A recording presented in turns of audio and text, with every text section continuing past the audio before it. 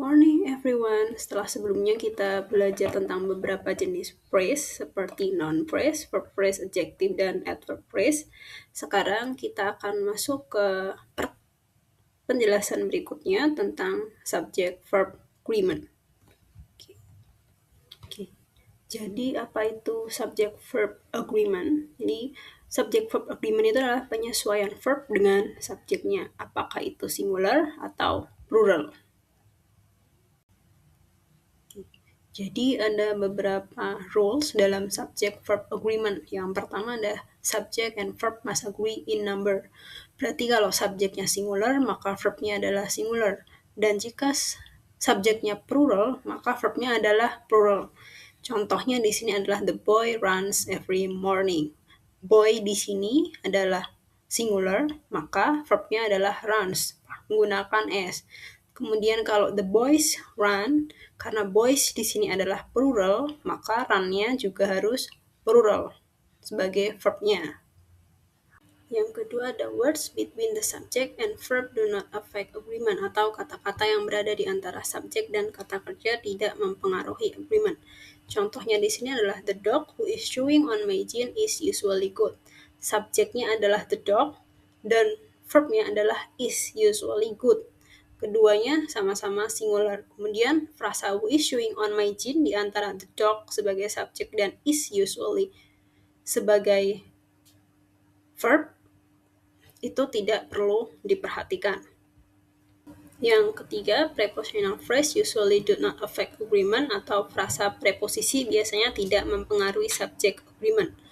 Prepositional phrase sendiri adalah frasa yang diawali oleh preposisi seperti of, in, on, with, from, dan at.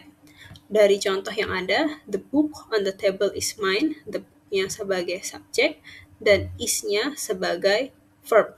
Keduanya sama-sama singular. Sedangkan untuk kata on the table, meskipun ada kata table, kata itu berada dalam prepositional phrase yang diawali dengan on dan bukan merupakan subjek. Yang keempat adalah in sentence starting with there or here, the subject follow the verb, atau dalam kalimat yang diawali there atau here, subjek berada setelah kata kerja. Ini sedikit membingungkan karena biasanya subjek berada di sebelum verb.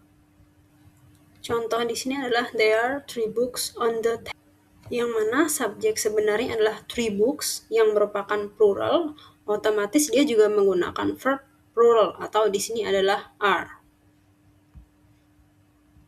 Yang kelima adalah in question, the subject does not always come before the verb, atau dalam kalimat tanya, subjek tidak selalu berada sebelum kata kerja.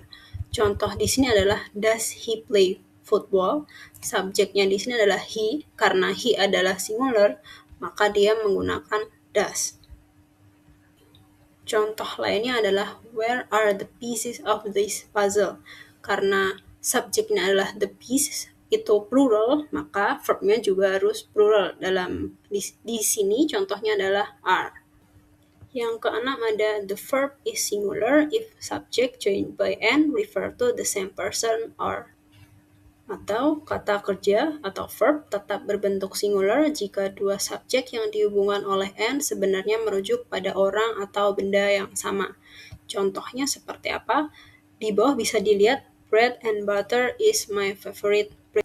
Itu artinya roti dan butter dianggap sebagai satu kombinasi makanan. Oleh karenanya dia menggunakan is sebagai verbnya yang sama-sama singular. Oke, sekian untuk pertemuan hari ini. Kita akan lanjutkan minggu depan.